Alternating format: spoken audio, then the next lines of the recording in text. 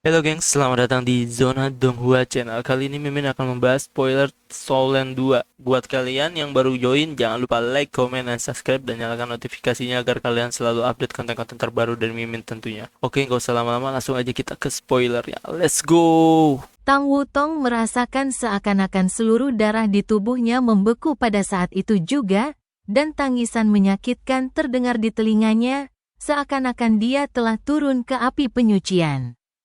Namun, tekanan di sekelilingnya tiba-tiba lenyap seluruhnya pada saat berikutnya, dan bahkan semua yang ada di depan matanya pun berubah. Huo Yuhao memang sedang menatapnya sebelumnya. Jadi hal pertama yang dilihat Tang Wutong setelah menggunakan Xuanwu Displacement adalah sinar merah yang menelan seluruh tubuhnya. Tidak, jeritan melengking memecah udara.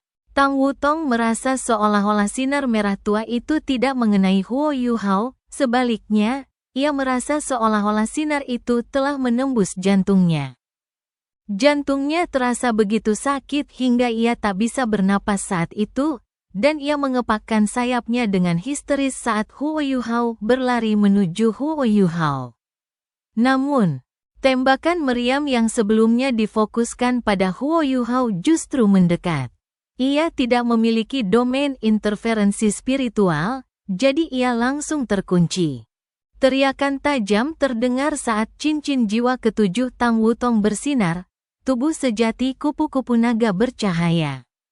Dia berubah menjadi seberkas cahaya ungu, dan menjadi ilusi sepenuhnya bagi semua alat jiwa yang terkunci padanya. Sinar keemasan yang intens dan tak terlukiskan meletus dari tubuhnya sesaat kemudian. Trisula emas bersinar terang di dahinya. Dan cahaya keemasan berkilat sekali sebelum ia dengan paksa melepaskan diri dari semua tembakan meriam dan melesat langsung menuju puncak gunung.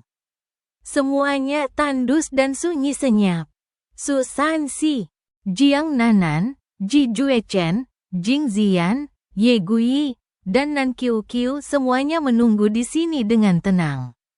Mereka sudah ada di sini jauh sebelum Huo Yuhao berangkat.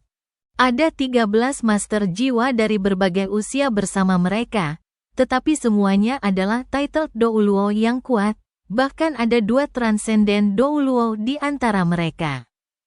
Huo Yuhao jelas tidak bisa menghancurkan puncak utama pegunungan Mingdou sendirian. Rencana penyerangan yang ia dan Duke Macan Putih rancang sederhana, ia akan membawa mereka semua ke puncak utama. Ada beberapa hal yang tidak dapat dilakukan Huo Yuhao, tetapi jika lebih dari 10 Douluo bergelar menggabungkan kekuatan mereka untuk melakukan hal-hal itu, maka hasilnya akan sangat berbeda. Begitu mereka berada dalam jangkauan puncak utama, dan begitu gelar Douluo mengeluarkan kekuatan bertarung penuh. Kekuatan gabungan mereka bukanlah sesuatu yang dapat ditahan oleh perimeter pertahanan alat jiwa jarak dekat itu. Mereka akan meraih kemenangan di tengah bahaya. Namun, rencana ini memiliki prasyarat, yaitu Huo Yuhao harus bisa bergegas ke puncak utama dan mengulur waktu untuk melepaskan yang lain. Tidak diragukan lagi bahwa Su Sanxi dan yang lainnya tidak lagi berada di benua Douluo, mereka berada di demi-planet spektral Huo Yuhao. Tak seorang pun bisa merasakan mayat hidup di dalam demi-planet spektral, karena Huo Yuhao telah menyebarkan makhluk-makhluk mayat hidup itu jauh sebelumnya. Huo Yuhao pernah menggunakan demi-planet spektralnya saat menyelamatkan Duke Macan Putih, dan kali ini, meskipun Duke Macan Putih akan mencurigainya, Huo Yuhao tak mau repot-repot melakukannya. Karena mereka harus menembus pertahanan pegunungan Mingdou. Duke Harimau Putih pasti sudah mencurigainya sejak lama jika bukan karena usianya yang masih muda. Itulah sebabnya pikirannya sedikit berbeda saat mengawal Huo Yuhao ke udara. Dari sudut pandang Duke Harimau Putih, Huo Yuhao kemungkinan besar adalah murid dari orang yang telah menyelamatkannya. Mungkin, orang yang telah menyelamatkannya berasal dari Akademi Shrek. Menunggu itu seperti siksaan. Su Sanxi dan yang lainnya sudah menunggu lama. Ada sebuah pintu gelap tak jauh dari mereka. Huo Yuhao pernah berkata jika mereka tidak mendengar panggilannya dalam 2 jam, maka mereka harus keluar dari pintu itu. Hampir 1 jam telah berlalu. Tetapi mereka masih belum menerima kabar apapun. Sansi, apa menurutmu Yuhao sedang dalam masalah? Kenapa aku merasa ada yang tidak beres dengan tempat tinggalnya ini? Bisik Jiang Nanan kepada Su Sansi yang berada di sampingnya. Su Sansi tertegun sejenak. Ada apa? Karena Yuhao telah mengizinkan kita berpartisipasi dalam operasi ini, seharusnya tidak ada masalah. Lihat, kita memiliki lebih dari 10 gelar Dou Luo bersama kita. Dan kita harus mengandalkan kekuatan mereka untuk menyelesaikan misi kita. Yuhao tidak mungkin berbohong kepada kita. Jiang Nanan memaksakan tawa dan berkata, alasanku berpikir ada yang salah adalah karena para Douro bergelar ini. Coba pikirkan, apa yang akan terjadi jika operasi ini gagal? Bukankah semua orang akan terjebak di tempat ini tanpa panggilannya? Mustahil. Karena dia meninggalkan pintu gelap ini untuk kita. Tapi kemana pintu ini mengarah? Jika misinya gagal, dia tidak mungkin membiarkan para Douro bergelar ini menyerbu ke arah tembakan meriam musuh kita. Aku khawatir pintu ini justru membawa kita kembali ke perkemahan kita. Su Sansi terdiam beberapa saat mendengarkan kata-kata Jiang Nanan. Raut wajahnya berangsur-angsur menjadi muram setelah beberapa saat, lalu ia membentak Jiang Nanan dan menggeram, kenapa kau tidak bilang dari tadi? Jiang Nanan tampak sangat kesal. Baru saja aku menyadarinya, sepertinya Yuhao sama sekali tidak percaya diri. Kita semua telah ditipu, pantas saja aku merasa ada yang tidak beres ketika dia langsung setuju. Apa yang harus kita lakukan sekarang? Su Sansi menggosok-gosokkan tinjunya dan berkata, kita harus menunggu, hanya itu yang bisa kita lakukan. Jika pintu ini mengarah kembali ke perkemahan kita, keluar sekarang berarti kita tidak punya kesempatan lagi untuk membantunya. Kita hanya bisa berdoa agar misinya berhasil. Si kecil itu membahayakan dirinya sendiri sekali lagi. Di dalam tenda Komandan Pasukan Lapangan Barat Laut Kekaisaran Bintang Luo, puluhan master jiwa berdiri dengan tenang di dalam tenda komandan. Duke Harimau Putih duduk di kursi komandan utama, dan Putri Jiu-Jiu duduk di sampingnya. Mereka semua menunggu dengan tenang kabar selanjutnya tiba. Sebuah pintu gelap muncul tak jauh dari Duke Macan Putih. Huo Yuhao telah meninggalkan pintu ini sebelum pergi. Ia berkata kepada Duke Macan Putih bahwa meskipun misinya tidak berhasil, ia tidak akan menanggung kerugian apapun bagi pasukan, dan melanjutkan rencana konservatif mereka sudah cukup. Duke Harimau Putih mengetahui dengan jelas bahwa Huo Yuhao tidak lagi peduli dengan keselamatannya saat mengucapkan kata-kata itu, dan ketika para Dou Luo bergelar itu keluar dari pintu ini. Itu berarti Huo Yuhao telah membayar dengan nyawanya dalam operasi ini. Legiun Master Jiwa akan menyelesaikan sisa serangan mereka, dan ke-8 Legiun Master Jiwa telah siap. Yang mereka tunggu hanyalah sinyal dari garis depan. Su Jiu-Jiu berusaha sekuat tenaga untuk tetap tenang, dan ia duduk di samping Duke Macan Putih dalam diam. Namun, semua orang bisa merasakan tekanan yang menyesakkan di atmosfer. Adipati Macan Putih dan Putri Jiu-Jiu tentu saja merasakan tekanan terbesar. Karena hanya merekalah yang mengetahui berita dari Kekaisaran Jiwa Surgawi. Jika misi mereka gagal, Kekaisaran Bintang Luo akan terdesak ke posisi yang sepenuhnya pasif. Yang bisa mereka lakukan hanyalah berdoa untuk Huo Yuhao. Dai Yueheng dan Dai Luoli berdiri di belakang Adipati Harimau Putih. Alis Dai Yueheng sedikit berkerut, seolah sedang memikirkan sesuatu. Sementara mata Dai Luoli berkedip samar. Adipati Macan Putih dan Putri Jiu-Jiu mengetahui berita rahasia dari Kekaisaran Jiwa Surgawi. Dan ia juga mengetahui rahasia lain, ia mengetahui rahasia identitas Huo Yuhao. Huo Yuhao telah pergi mencarinya pagi ini. Bagaimana kabarmu, Luoli? Bagaimana perkembangan kultivasimu akhir-akhir ini? Kenapa kamu di sini, saudaraku? Apakah kamu di sini untuk memberiku beberapa petunjuk? Dai Luoli menatap Huo Yuhao, yang telah mengangkat tirai tendanya dan berjalan masuk, dan dia tak kuasa menahan diri untuk menyapanya dengan penuh semangat. Huo Yuhao menggelengkan kepalanya dengan senyum tipis di wajahnya dan berkata, kamu mau dipukuli lagi? Dai Luoli tersipu dan berkata, dihajar habis-habisan sebenarnya bukan hal buruk. Perkembanganku paling cepat saat kau menghajarku. Kakak, kau harus berjanji padaku untuk mendapatkan salah satu roh itu. Kita bisa melakukannya setelah perang ini berakhir. Meskipun aku terhambat di peringkat 40 karena kekurangan cincin jiwa tambahan, aku bisa merasakan perkembanganku sangat pesat akhir-akhir ini. Huo Yuhao terkekeh dan berkata, baguslah. Jangan khawatir, spirit tidak akan jadi masalah selama kamu mau berusaha. Benar, aku datang ke sini untuk menemuimu karena ada sesuatu yang ingin kukatakan padamu. Apa? Tanya Dai Luoli penasaran. Huo Yuhao berkata dengan lugas, aku akan pergi misi malam ini, dan mungkin aku tidak akan kembali.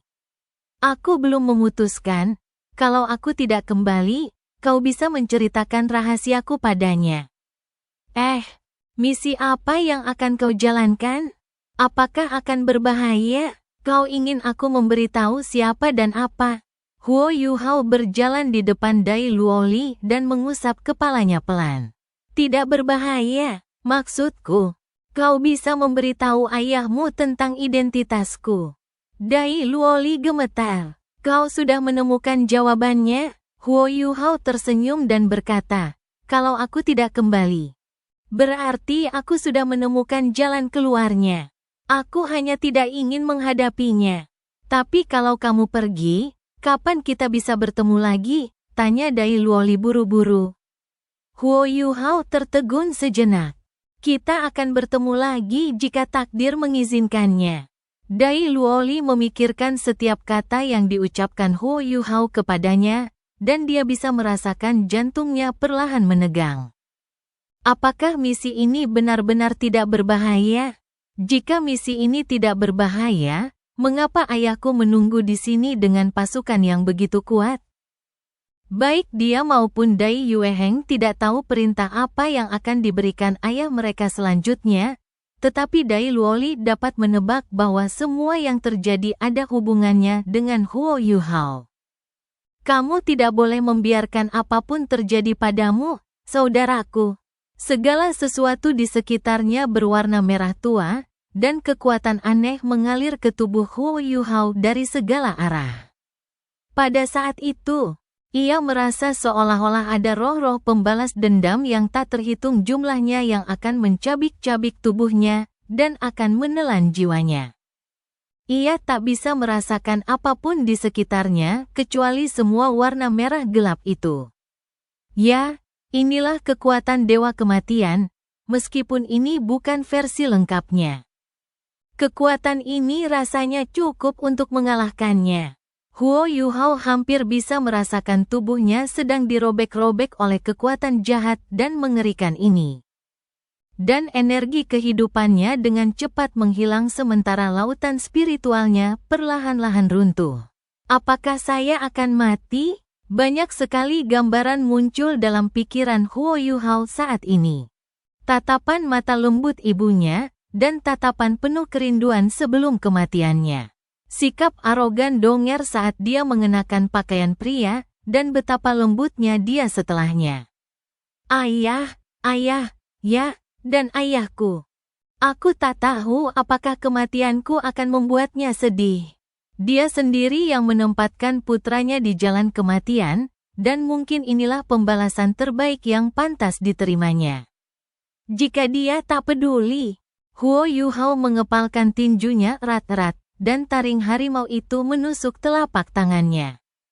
Namun, ia tidak menyesali apapun saat ini. Apa semuanya akan berakhir begitu saja? Ibu, aku akan datang mencarimu.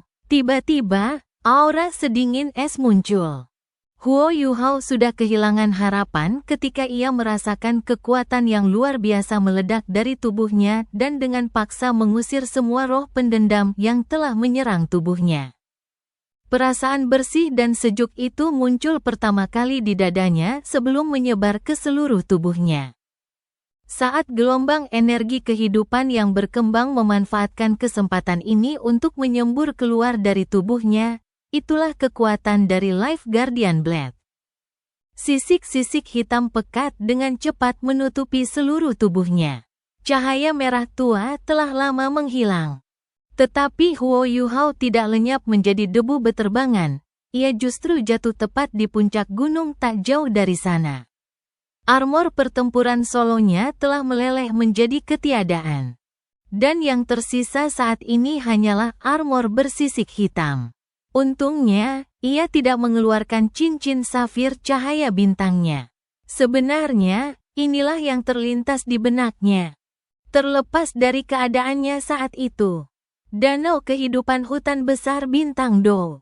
Air danau yang jernih dan bening tiba-tiba berubah menjadi hitam, dan pada saat berikutnya, raungan naga yang marah pun terdengar. Kepala naga raksasa berdiameter beberapa puluh meter muncul dari permukaan danau. Kepala naga itu hitam legam, tetapi matanya berwarna emas cemerlang. Kecuali, ada jejak samar darah di tengah semua cahaya keemasan itu. Raungan mulut naga itu terbuka ketika sebuah bola merah tua meletus dari dalamnya. Setelah bola merah gelap ini muncul, banyak sekali gambaran roh-roh pembalas dendam muncul di langit seiring bola itu menghilang. Dan roh-roh pembalas dendam ini melolong kesakitan saat bola itu lenyap.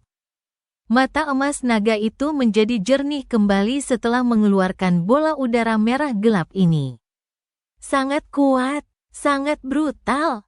Apakah ini senjata ciptaan manusia dengan roh pembalas dendam? Bam, tubuh Huo Yuhao terbanting ke lereng gunung. Saat ini, ia seolah menjadi bagian dari gunung. Karena seluruh tubuhnya diselimuti sisik naga hitam. Tanpa ragu, ia mengaktifkan domain interferensi spiritual sekali lagi. Pada saat yang sama, ia menoleh ke arah Tang Wutong. Huo Yuhao langsung menyadari betapa terkejutnya ia bahwa lapisan cahaya keemasan yang pekat telah muncul di sekitar Tang Wutong dan mendorong tubuhnya ke arah lereng gunung dengan kecepatan kilat. Ia secepat bintang jatuh. Lebih aneh lagi, lapisan cahaya keemasan yang melindunginya menangkis semua peluru meriam jiwa dan sinar jiwa yang terbang ke arahnya. Dan benda-benda itu tidak meledak sama sekali. Kekuatan macam apa itu? Sungguh dahsyat. Seorang master jiwa yang meletus dengan kecepatan dan kekuatan penuh dapat menempuh jarak beberapa ratus meter dalam sekejap mata. Tang Wutong juga menyerbu ke lereng gunung. Huo Yuhao segera terhubung dengannya melalui deteksi spiritual. Mereka tidak berhenti sama sekali, melainkan berbalik dan melesat menuju titik buta di mana Dewa Kematian tidak dapat menyerang mereka secara langsung. Semua alat jiwa di puncak utama berhenti menembak begitu mereka mencapai gunung. Dan alat-alat itu tidak lagi dapat mengancam mereka dengan cara apapun. Namun, beberapa ratus insinyur jiwa sudah berlomba menuju puncak utama dan semakin mendekat. Kau masih hidup? Tang Wutong meraih bahunya dengan penuh semangat saat melihat Huo Yuhao. Meskipun kekuatan kegelapan yang terpancar dari sisik naga hitam membuatnya merasa tidak nyaman. Ia tak mau repot-repot memikirkan semua itu saat ini. Huo Yuhao mengutuk, tertawa, dan berkata, "Mengapa kau mengutukku hingga mati?" Tang Wutong terengah-engah beberapa saat. Tidak ada yang mengutukmu. Bagaimana kau bisa melakukan itu? Kekuatan itu, kita bicarakan itu nanti saja. Ayo lanjutkan misi kita. Huo Yuhao meraih tangannya. Sisik-sisik hitam di tubuhnya mulai menghilang, tetapi ia tak mau repot-repot mengenakan pakaian apapun saat ia menarik Tang Wutong tepat ke puncak utama yang runtuh ke dalam. Ia mulai menggumamkan beberapa mantra bersamaan. Gelombang spiritual yang padat muncul dari tubuhnya dan mengelilinginya. Tang Wutong merasakan perasaan yang sangat berbeda saat menggenggam tangannya kali ini. Tangan Huo Yuhao terasa sangat hangat dan kuat. Ia merasa sangat aman dan terlindungi. Meskipun mereka berada di tempat yang berbahaya. Kejadian yang baru saja terjadi begitu membekas di benaknya, meskipun ia tidak tahu bagaimana Huo Yuhao bisa tetap hidup. Baju zirah di tubuhnya telah hilang, dan ia tampak seperti tidak terjadi apa-apa, tetapi ia jelas merasa bahwa nyawanya telah melayang saat itu. Dia tidak ragu menyelamatkanku. Bayangan Huo Yuhao yang diselimuti cahaya merah gelap terus terputar di dalam pikirannya.